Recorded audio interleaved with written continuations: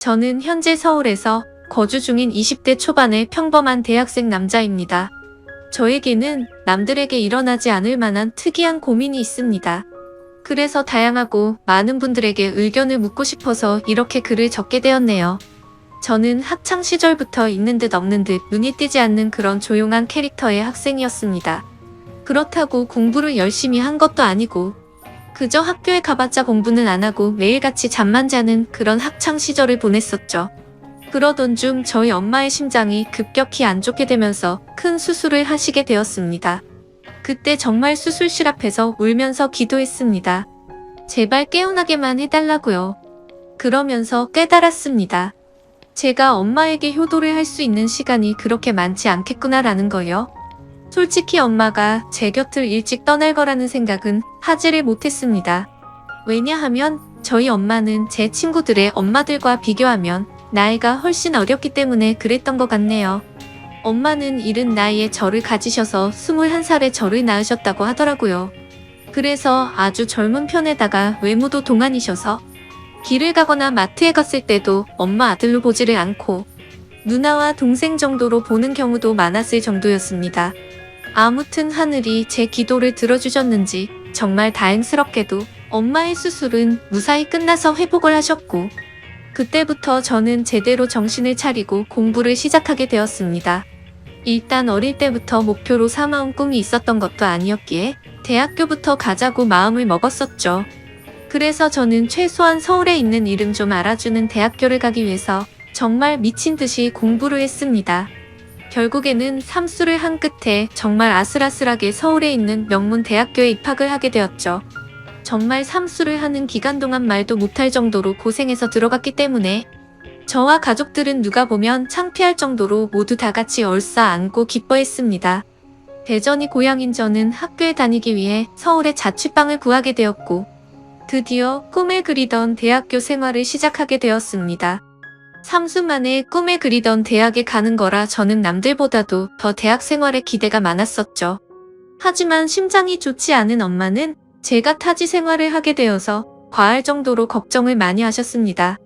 그래서 엄마의 어릴 적 친하게 지내던 친구분이 서울에서 살고 계셨는데 그 아줌마에게 부탁을 해서 시간이 될 때마다 저에게 한 번씩 들러서 좀 봐달라고 부탁을 하시더라고요. 그렇게 저는 서울에 자취방을 구할 때 엄마의 친구분을 처음으로 만나게 되었습니다. 첫인상은 조금 놀랐습니다. 엄마가 친구분이 예쁘다고 하셔서 그냥 하는 말인 줄 알았는데 너무 미인이더군요. 심지어 저희 엄마도 동안이라고 생각하면서 살아왔지만 이 아줌마는 훨씬 더 어려 보이는 외모였죠. 그리고 만나기 전에 간단히 이야기를 들었는데 엄마의 친구분도 결혼을 하셨지만 성격 차이로 이혼을 하신 상태라고 하셨고 지금은 사업을 하고 있어서 돈을 잘 벌면서 싱글라이프를 즐기면서 지내신다고 하더라고요. 처음에는 호칭을 어떻게 해야 하나 정말 망설여졌습니다. 엄마와 또래여서 그렇지 아줌마라고 하기엔 남들이 보면 이상하게 생각할 정도였기 때문이죠. 왜냐하면 제 엄마 친구여서 호칭을 아줌마라고 했을 뿐이지 겉으로 보면 몇 살 차이도 안 나 보이는 누나로 보였거든요. 아무튼 그렇게 강렬했던 첫 만남을 뒤로하고 제가 자취를 시작하게 된 후로도 아줌마는 감사하게도 2주에 한 번씩은 저를 찾아와서 잘 지내는지 보셨고 친구 아들이 타지에 와서 고생한다고 밥도 몇 번 사주시고 용돈도 주셨습니다. 그런데 그런 아줌마를 보면 볼수록 제 감정이 이상하다고 느껴졌습니다. 아줌마를 처음 봤을 때만 해도 단순히 엄마의 친구라고만 생각했는데 시간이 지날수록 아줌마에게 이상한 감정이 들기 시작하더라고요. 왜냐하면 아줌마는 나이도 40대 초반이셨지만 나이보다 훨씬 어려 보였어요. 많게 봐도 30대 초반 정도로밖에 안 보였고 솔직히 20대와도 크게 다를 바가 없어 보였거든요. 그래서 그냥 같이 길을 걷고 있으면 또래의 여자친구랑 걷고 있는 기분이었습니다.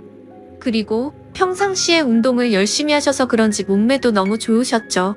복장도 항상 평범한 의상보다는 남자들의 눈길이 갈 수밖에 없는 그런 의상을 주로 입었었고 제가 느꼈던 첫 느낌은 젊은 사업가에 아주 세련되고 예쁜 전형적인 서울 여자 같다는 느낌이었죠. 하지만 그렇게 생각을 하면 안 되는 걸 너무 잘 알았습니다.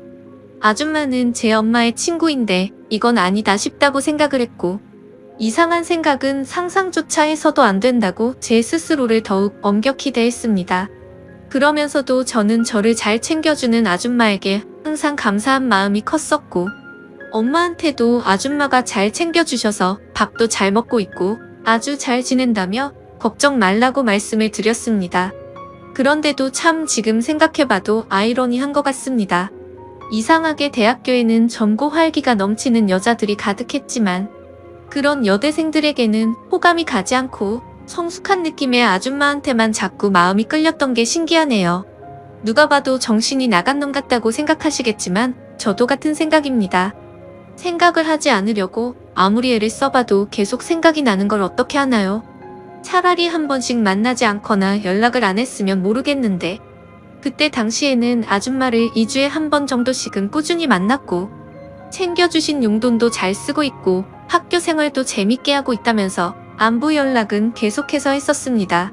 아무튼 저는 그런 제 마음을 제어하기가 힘들어서 일부러 더 바쁘게 대학 생활을 했고 이상한 생각을 떨쳐내려고 노력했었죠.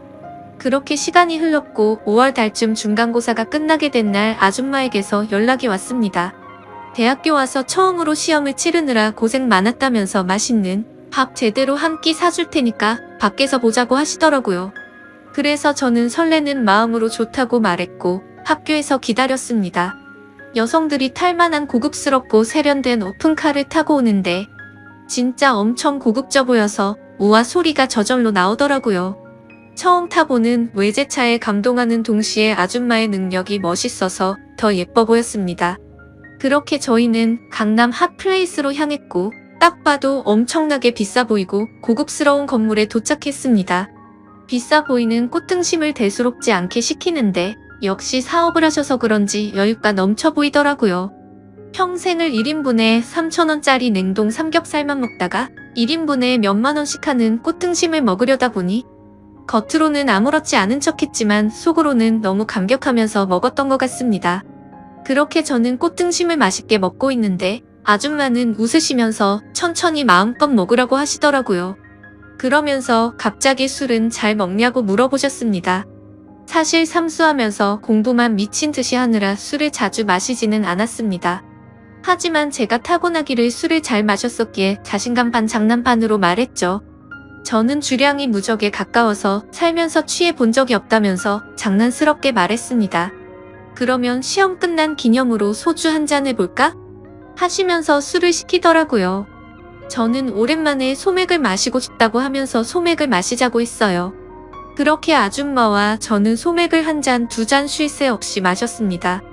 대학교에 입학하고 나서도 저는 장학금이 절실했기 때문에 매일같이 학교 집 이렇게만 생활하다 보니 술 마시는 거 또한 참 오랜만이어서 술이 술술 넘어가더라고요. 저는 아줌마와 술을 마시면서 만나게 된 이후로 처음으로 이런저런 얘기를 많이 나누게 되었습니다. 아줌마는 술이 조금씩 취하시는지 과거에 있었던 이야기들을 하시더라고요. 2년 전에 결혼을 했었는데 결혼 생활이 생각과 달리 너무 마음에 맞지 않아서 겨우 1년 만에 서로 간의 합의로 이혼을 하게 됐다고 얘기를 해주시더군요. 그래서 그런지 요즘 많이 외롭다면서 편안하게 만날 남자가 있었으면 좋겠다고 하시더라고요. 사실 그런 말을 갑자기 왜 하는지 의아하긴 했었지만 술이 취해서 그런가 보다 하고 그냥 그러려니 했습니다. 그러더니 저한테도 질문을 하셨습니다. 삼수하느라 공부만 엄청 했다고 들었는데 대학 생활은 어떤 거 같냐며. 이제는 대학교에 들어가서 여자친구들도 많이 만나고 좋지 않냐고 하시는 겁니다. 그래서 저는 시큰둥하게 대학 생활이 뭐 지루하고 다 똑같은 것 같아요 라고 말하고 오히려 학교에서 노는 것보다 아줌마랑 노는 게 더 재밌네요 라고 말해버렸습니다. 설마 내 말에 기분이 나쁘면 어떨까 걱정하면서 쳐다봤더니 아줌마는 내심 기분이 좋은지 피식 웃으시더라고요. 근데 그렇게 피식 웃는 모습을 보니까 술에 취해서인지 또 너무 예뻐 보이더라고요. 그리고 대학교 애들이랑은 다르게 눈길이 가는 의상 때문에 본능적으로 자꾸만 쳐다보게 되었습니다. 그렇게 배가 불러올 때쯤 아줌마는 저녁은 다 먹은 것 같으니 이제 슬슬 일어나자고 하시더군요. 내심 조금 더 같이 있고 싶은 생각도 있어서 조금 서운해하려고 하는데 아줌마는 여기 근처에 이자카야 좋은 곳이 있는데 간단히 한 잔 더 괜찮냐고 물어보시더라고요. 그래서 저는 혹시라도 생각이 바뀔까봐 기분이 들떠서는 얼른 좋다고 말했습니다. 그렇게 아줌마와 저는 근처에 있는 이자카야로 갔습니다. 친구들이랑 이자카야도 종종 가봤는데 그곳은 엄청나게 고급져 보이더라고요. 안주도 엄청나게 화려하게 나왔고 무슨 이런 데가 다 있나 싶었습니다. 이자카야에서는 소주 맥주 대신 비싼 사케를 시켰고 맛이 깔끔하고 별로 세지 않구나 생각하면서 계속해서 마셔댔습니다. 아무 생각 없이 정신을 놓고 마시다 보니 갑자기 술이 확 취하게 됐고 조금만 더 마시면 필름이 끊길 만큼 취해버렸죠. 그런데 제가 주량이 엄청 세서 이 정도였지 아줌마는 이미 엄청 많이 취하셔서 잠을 자고 있더라고요. 그래서 저는 이제 집에 가야 할 것 같다고 아줌마를 계속해서 깨웠습니다. 하지만 이미 만취해버린 아줌마는 정신을 완전히 놓은 채로 자고 있어서 어떻게 해야 할지 너무나도 난감하더군요. 결국 저도 술이 너무 많이 취한 상태여서 제정신이 아니어서 그랬던 건지 일단은 아줌마를 저희 집으로 데리고 갔습니다. 지금 다시 생각을 해봐도 그때 도대체 무슨 생각으로 그랬는지 모를 정도인 걸 보면 아마 필름이 끊겼었던 것 같네요. 집으로 들어가서 아줌마를 침대 위에 눕혀드리고 저는 곧바로 씻으러 들어갔습니다. 샤워를 하고 있으니 조금은 술에서 깨는 기분이었습니다. 그런데 문득 생각해보니 아무리 그래도 다 큰 남자 집에 여자가 와서 자고 있다고 생각하니 기분이 묘하더군요. 하지만 그런 생각조차도 잠깐이었습니다. 감히 엄마의 친구한테 이게 무슨 생각이냐고 제 스스로 반성을 하게 되었고 개운하게 씻었으니 나가서 그냥 잠이나 자자라고 생각을 했습니다. 그렇게 저는 샤워를 마치고 자려고 하는데 아줌마가 이불을 덮지 않고 자고 있더라고요. 그래서 이불을 다시 덮어드리고 있는데 아줌마가 갑자기 제 손을 잡으시더군요. 저는 갑작스러운 상황에 너무 깜짝 놀라서 아줌마를 쳐다봤더니 아줌마는 술에 취한 척을 했었던 건지 뭔지는 모르겠지만 약간은 혀가 꼬인 목소리로 말을 하시더라고요. 너도 나한테 그동안 관심 있는 거 아니냐면서 매일 만날 때마다 힐끗힐끗 쳐다보는 거 아무 생각 없이 쳐다본 거냐고 하더군요. 그리고 왜 나한테 매일같이 연락하고 나랑 노는 게 좋다고 했냐라고 물어보니 할 말이 없어지더라고요. 그렇게 말하고는 우리 다 큰 성인이고 불법을 저지르는 것도 아닌데 솔직해지자고 하셨습니다. 혹시라도 우리가 만나는 게 너희 엄마가 알까봐 걱정되는 거면 비밀로 하자고 하더라고요. 그 말에 저도 제 마음을 숨길 필요가 전혀 없다고 느껴졌고 아줌마의 제안에 그러자고 했습니다. 그렇게 아줌마와 저는 남들에게는 비밀로 한 채로 연인 사이가 되어버렸습니다. 하지만 평범한 연인들과는 거리가 멀었고 달랐습니다. 아줌마는 우리가 결혼을 전제로 만나는 것도 아니고 서로가 챙겨주고 만나는 건 좋은데 언제든지 다른 사람을 사랑하게 된다면 쿨하게 보내주자고 하더라고요. 처음에는 그 제안이 좋은 건지 안 좋은 건지 멍하긴 했는데 저에게는 전혀 나쁠 게 없다고 생각이 되었습니다. 그렇지만 겉으로 봤을 때 아무리 비슷한 또래로 보인다고 하더라도 아줌마와 저의 나이 차이는 너무 많이 났기 때문에 내심 마음이 걸리기는 하더라고요. 그러던 중 아줌마와 같이 다른 연인들처럼 즐겁게 홍대 거리를 걸어다니면서 데이트를 하고 있었습니다. 그런데 갑자기 누가 뒤에서 말을 걸어서 돌아봤더니 대학교 친구 2명이 제게 인사를 건네더라고요. 그래서 인사를 하고서 친구들은 옆에 계신 분은 누구냐며 혹시 여자친구냐고 물어보길래 당황해서 멈칫하고 있는데 제가 당황한 걸 눈치채신 건지 아줌마가 여자친구는 아니고 아는 누나라고 말을 해버린 거죠. 그러자 눈치 없는 친구들은 이렇게 만난 것도 우연인데 방해가 안 된다면 저녁이나 같이 먹자고 하더라고요. 그런 제안이 너무 뜬금없었고 황당하더라고요. 왜냐하면 그 친구들은 저와 그렇게까지 친한 사이가 아니었고 같이 수업 듣고 이름만 아는 정도였기 때문이죠. 그래서 제가 거절을 하려고 하는데 제가 말하기도 전에 아줌마는 그러자고 대답을 해버렸고 너무 황당하게도 넷이서 다 같이 저녁을 먹으러 갔습니다. 그런데 도대체 이 친구들은 왜 같이 밥을 먹자고 한 건가 싶었는데 그 이유를 바로 알겠더군요. 그 친구들은 저에게는 전혀 관심이 없었고 아는 누나라고 말했던 아줌마에게 관심이 있었던 거죠. 정말 무슨 하이에나처럼 쉴 새 없이 번갈아 가면서 질문을 던지더라고요. 그래서 나이를 알면 관심을 끄겠지 싶었는데 나이를 알게 됐는데도 불구하고 더 적극적으로 들이대더군요. 저와는 무슨 사이인지 남자친구는 혹시 없는지 노골적으로 질문을 하더니 결국에는 술도 같이 마시자고 졸라대는 모습이 너무 추해 보였고 점점 열이 받았습니다. 그런 친구들의 모습을 보니 제가 나이 차이가 많다고 고민을 했던 게 전혀 문제가 될 게 아니었다는 걸 깨닫게 되어버린 거였죠. 저는 더 이상은 같이 자리를 하고 싶지 않았고 아줌마에게 카톡으로 그만 일어나고 싶다고 했습니다. 그러자 아줌마는 내일 일이 있어서 술은 못 마실 것 같고 그만 일어나야 할 것 같다면서 자리에서 일어났죠.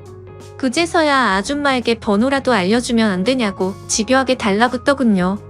아줌마는 제가 불쾌해하는 걸 알았기에 번호는 다음에 기회가 된다면 알려준다면서 거절을 했고 그렇게 자리는 끝났습니다. 그런데 학교에서 그 친구들은 또다시 집요하게 번갈아 가면서 저를 찾아오더군요. 아줌마의 연락처를 알려주면 안 되냐는 말과 첫눈에 반했는데 소개를 시켜달라고 똑같이 말을 하더라고요. 아무튼 그냥 더 이상은 상대를 하기 싫어서 사실은 우리 친형이랑 잘 되어가는 누나라고 말을 해버렸습니다.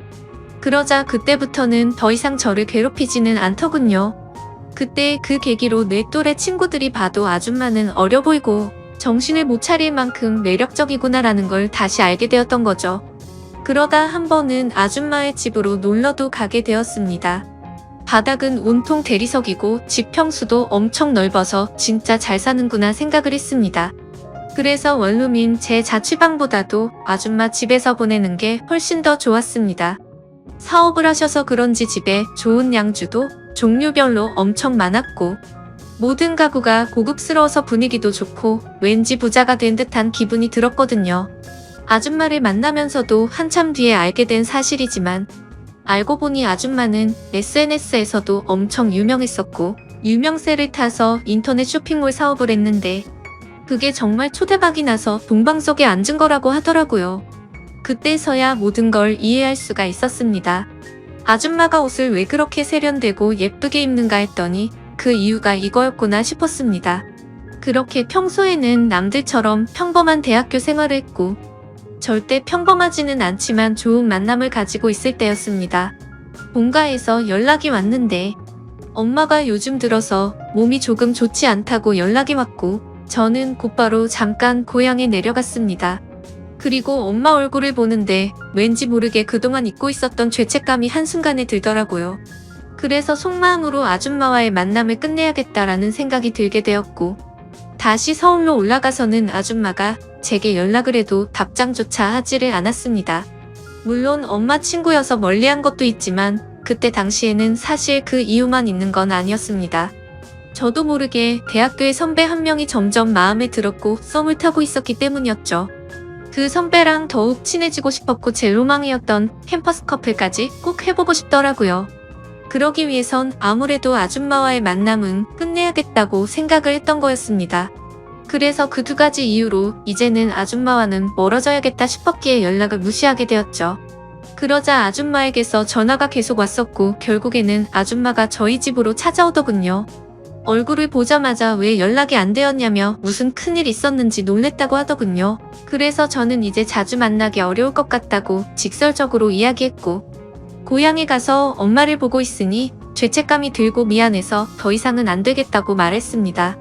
그랬더니 걱정되는 표정으로 도대체 무슨 일이냐고 물으면서 엄마가 혹시 알게 된 건지 물어보더군요. 저는 그건 아니라고 했고 그냥 내가 마음이 좀 걸린다면서 누가 봐도 말도 안 되는 대답을 했습니다. 그러자 아줌마는 점점 기분이 나빠졌는지 네가 좋을 때는 실컷 만남을 가져놓고 갑자기 대뜸 이제 와서 죄책감이 든다는 게 말이 되냐고 하더라고요. 그러면서 정기가 하기 싫으면 말리진 않겠지만 대신 나도 비밀 지키기로 한 건 없었던 걸로 하겠답니다. 엄마가 가뜩이나 심장이 좋지 않은데 혹시라도 이